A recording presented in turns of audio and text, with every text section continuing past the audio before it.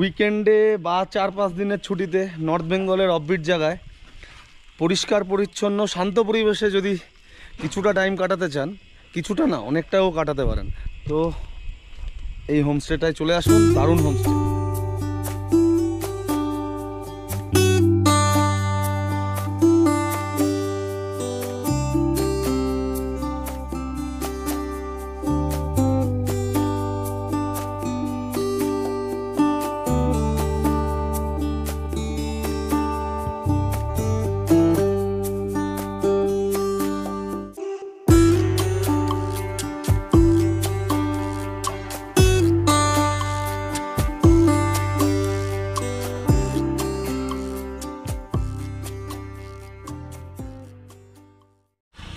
এখানে সব গাড়ি আটকে যায়। ইচ্ছেগাঁও ওঠার লাস্ট 500 মিটার রাস্তা একটু ডিফিকাল্ট, পেছনের চাকা এখন পাথর দিতে হবে। হ্যাঁ, এই হচ্ছে কেস। আর চলেই এসছি হোমস্টের কাছে। আর এই 500 মিটার বলছি কি, এই 100 মিটারের মতো আছে হোমস্টে।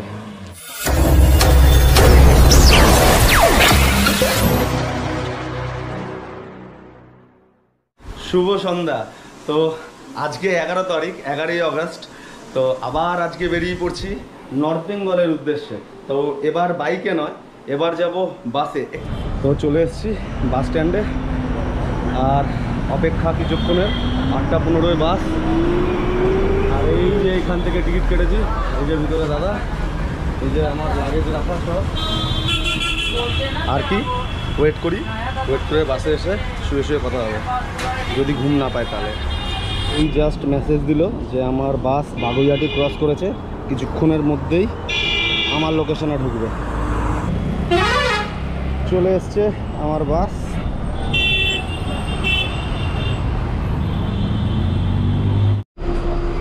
এই লাগেজ ব্যাগ ঢুকে যাচ্ছে।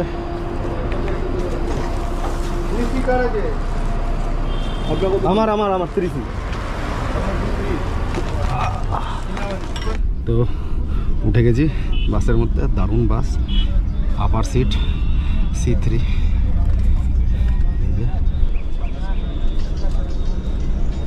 বাসে ওয়াইফাইয়ের ব্যবস্থা ছিল, তবে এখন পর্যন্ত ওয়াইফাই কানেক্ট হচ্ছে না। যে আছে ক্রু, তাকে জিজ্ঞাসা করবো ওয়াইফাই দেবে কিনা, যদি না দেয় ব্যাড লাক, এটাও আপনাদের জানা রইল।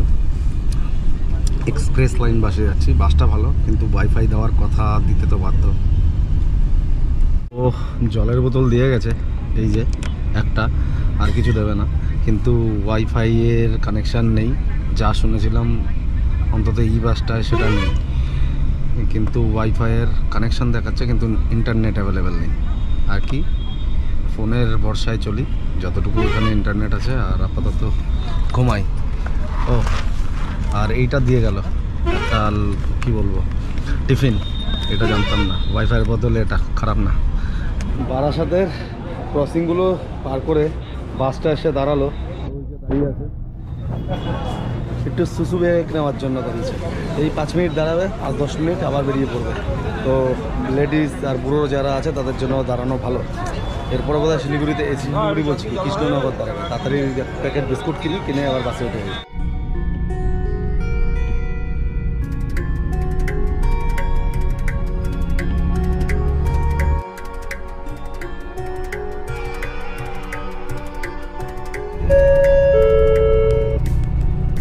प्रिय यात्रियों, थोड़ी ही देर में हम डिनर स्टॉप के लिए रुकेंगे।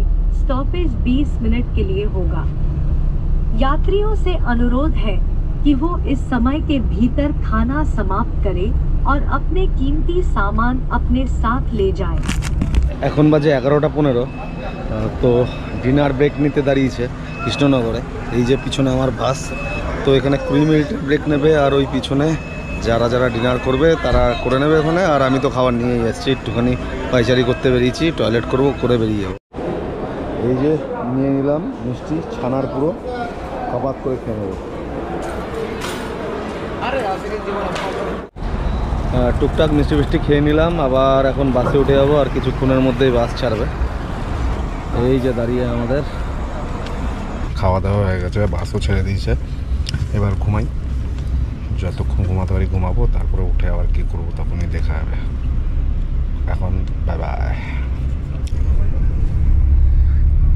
যাচ্ছে শিলিগুড়িতে। গুড মর্নিং, এখন বাজে ঘড়িতে ওই 6:45। এখনও 50 কিলোমিটারের মতো বাকি শিলিগুড়ি ঢুকতে। আর বাসে বসে সকালবেলা বাইরের ভিউটা অসাধারণ।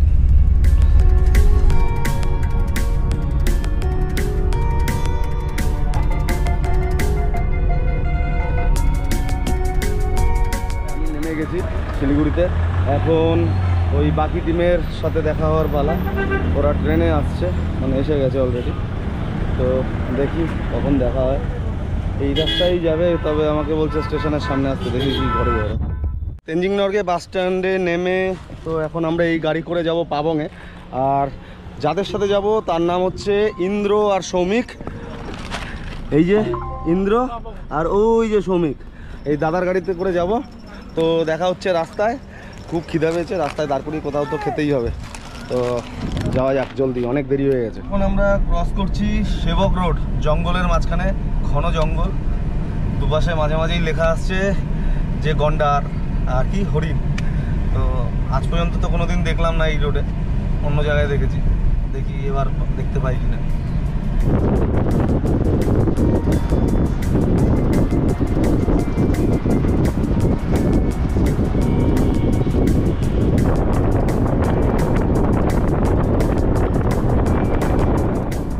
এই সেবক রোডের জঙ্গল পেরিয়ে প্রথম পাহাড়ের দর্শন। সামনে মেঘ হয়ে রয়েছে, ভরপুর মেঘ।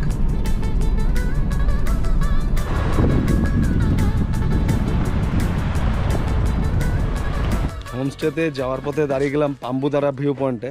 চারিদিকে মেঘ মানে জমে গেছে। আর কি এখন এখানে পিছনে ব্রেকফাস্ট করে নেবো। প্রচুর খিদে পেয়েছে। এখান থেকেও এখনও ডিস্টেন্স রয়েছে প্রায় 1 ঘন্টা 1.5 ঘন্টার। চারিদিকটা দেখানোর আগে কিছু খেয়ে নিই, প্রচুর খিদে পেয়েছে। এই রাস্তার পাশেই এই দিদির দোকানে বসে বললাম, ভাই অলরেডি নিয়ে নিয়েছে। আর আমার এই যে মোমো চলে এসছে। পাহাড়ে আসবো, মোমো খাবো না এটা হয়? ঝটপট খেয়ে তাড়াতাড়ি বেরোই। এটা খাবো, চা খাবো, তারপরে বেরিয়ে চারিদিকটা দেখাবো। যদিও মেঘে ঢেকে রয়েছে, দেখি কতটুকু দেখাতে পারে।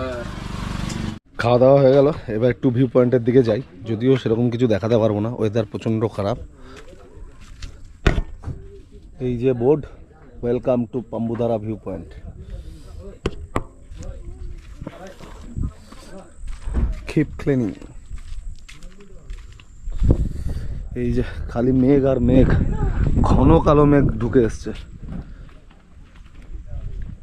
কিচ্ছু দেখা যাচ্ছে না। কি মেঘ একবার দেখুন, দারুণ হাওয়া। ঘন মেঘ পুরো ঢুকে গেছে, মানে ঘন মেঘ ঢুকে গেছে। আর কিচ্ছু দেখা যাচ্ছে না, এখান থেকে একটুখানি সামনে পর্যন্ত দেখা যাচ্ছে না। যাই হোক, ওদিকে যাই। এখানে তেমন কিছু আর দেখানোর নেই। মেঘ টেঘ যদি কমে আবার আসবো, এসে দেখা হবো। এই দাদা, আবার খুব জোরে বৃষ্টি শুরু হয়ে গেছে। আবার ঢুকে যাই যেখানে খাওয়া দাওয়া করছিলাম, এখানে একটুক্ষণ বসে থাকি। বাইরে প্রচণ্ড বৃষ্টি হচ্ছে। যাই হোক, এখানে একটু টাইম কাটিয়ে বৃষ্টি একটু কমলে বেরোবো। বসে বৃষ্টির প্রেসারে এনারাও চলে এসছে। এই দেখুন এনারা কারা, এই যে আয় আয় আয় আয় আয়, এই আয় আয় আয়, এনে এনে খা। বাইরে বেশ ফাটিয়ে বৃষ্টি হচ্ছে। এই বৃষ্টিটা কমলে আশা করি একটু ওয়েদারটা ক্লিয়ার হবে, চারিপাশটা দেখাতে পারবো। যা বৃষ্টি আর কমবে না। যতটুকু কমেছে গাড়ির মধ্যে উঠে যাই, গিয়ে যেখানে যাওয়ার সেখানে চলে যাই, মানে যে হোমস্টেতে যাওয়ার।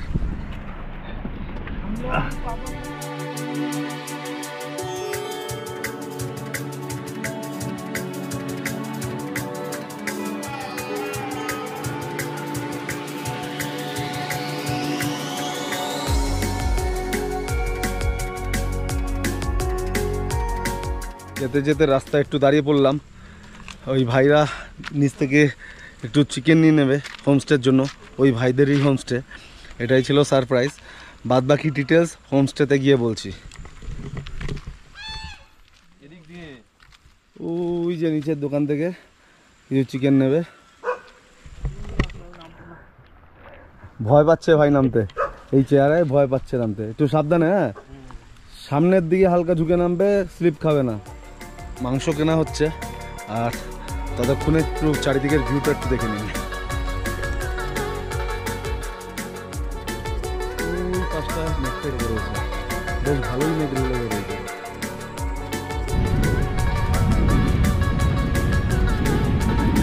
ফাইনালি আমরা আজকের ডেস্টিনেশনে চলে এসেছি পাবংয়ে। তো দূর থেকে একটু আগে যে হোমস্টেগুলো দেখলেন ওই হোমস্টেগুলোতেই আসছি, সামনে থেকেও দেখিয়ে দিচ্ছি। আর হোটেলের ডিটেলস তো বললামই, হোটেলে গিয়ে দেবো, ভাইদের মুখে শুনে নেব। আর যারা যারা বুকিং করবেন নিচে নাম্বার দেওয়া থাকবে ডেসক্রিপশান বক্সে। এই যে চলে এসেছি হিমালয়ান ভিউ হোমস্টেতে। এই যে আমার সামনে যেটা দেখছেন এটাই হোমস্টে। আরও কিছু ড্রোন শট নিয়ে নেব, সেখান থেকেও দেখিয়ে দেবো। অসাধারণ জায়গা, অসাধারণ প্রপার্টি, খুব সুন্দর পরিবেশ, পরিষ্কার পরিচ্ছন্ন, আর কি চাই।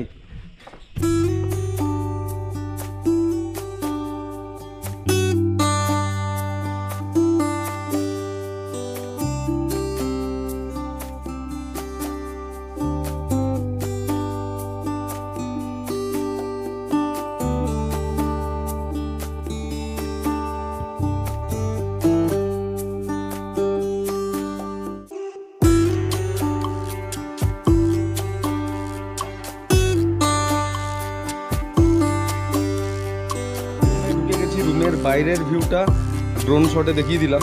এবার রুমে ঢোকার সাথে সাথেই চলে এসছে চা, সেই পাহাড়ি দুধ চা। আর এই তো না জিজ্ঞাসা করেই খাওয়া শুরু করে দিয়েছে সবাই। আমরা বসে, তুমিও নাও, তুমিও নাও, চিয়ার্স চিয়ার্স করে হালকা চুমুক। তো একটু ফ্রেশ হয়ে যদি আর কিছু দেখানোর মতো থাকে আবার ভিডিও করব, আবার দেখাবো।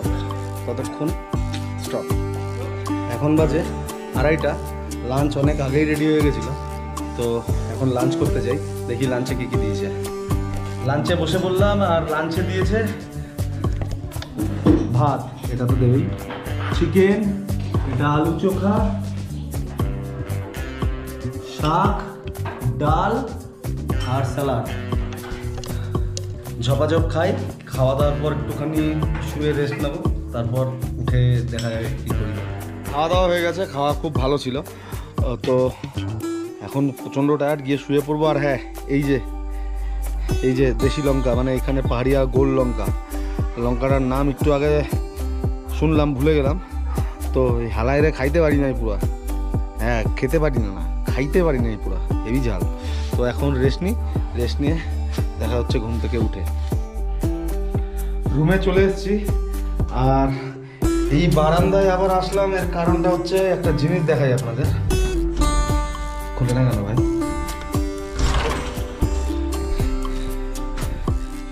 ওয়েদার যদি ক্লিয়ার থাকে, এই জায়গাটা দেখতে পাচ্ছেন, এই হোমস্টে থেকে পুরো কাঞ্চনজঙ্ঘার রেসটা দেখা যায়। ব্যাড লাক, ওয়েদার খারাপ, তার জন্য আর দেখা সম্ভব হলো না। আধ ঘন্টা 1 ঘন্টা পাওয়ার ন্যাপ নিয়ে আবার উঠে গেছি। এবার কিছুক্ষণ একটু ফটোশ্যুট করে নেব, মানে যে কাজে এসেছিলাম ফটোশ্যুট, ভিডিও শ্যুট। তারপরে আবার বেরিয়ে পড়বো ইচ্ছেগাঁও। সবাই ইচ্ছেগাঁও বেরোবে, এরপরে আরেকটা প্রপার্টিতে যাব। তো এখানে আজকে আর রাত কাটাবো না, বেরিয়ে পড়বো ফটোশ্যুটের পরে। ফটোশ্যুট, ভিডিও শ্যুট হয়ে গেছে, আমিও রেডি, নিচে সবাই ওয়েট করছে। তো বেরিয়ে পড়ি নেক্সট ডেস্টিনেশনের দিকে। ওখানে গিয়ে আজকে রাতে চেষ্টা করবো কিছুটা নিয়ে নেওয়া, বাদ বাকি কাজ কালকে সকালে করবো। যদি ওয়েদার ক্লিয়ার থাকে তাহলে বাইরের রুমও চালাবো, দেখা যাক কী হয়।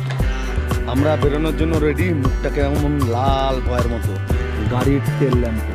যাই হোক, অন্ধকার হয়ে গেছে, আর রাতের বাইরে ভিডিও আসবে না, কিছু সেরকম করবো না। সোজা ইচ্ছেগাঁও গিয়ে দেখা হচ্ছে। হ্যালো,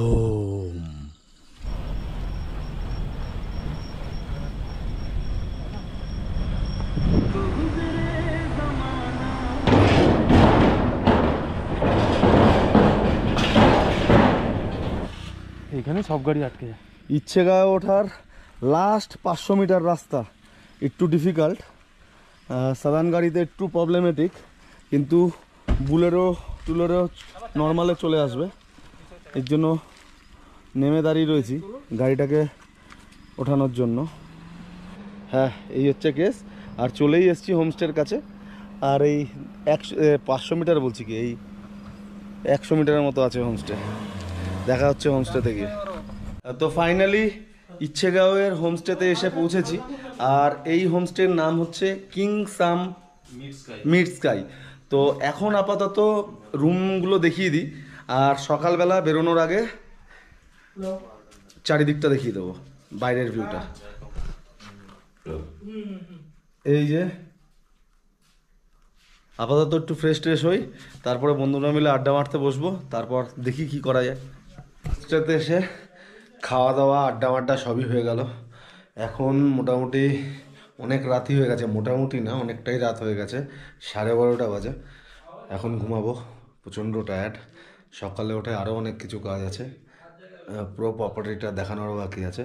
তো আজকের দিনটা এখানেই শেষ করলাম। Good night, take care, tata, bye bye. আর হ্যাঁ, লাইক শেয়ার অ্যান্ড সাবস্ক্রাইব করা ভুলবেন না, করে দিন না ইয়ার।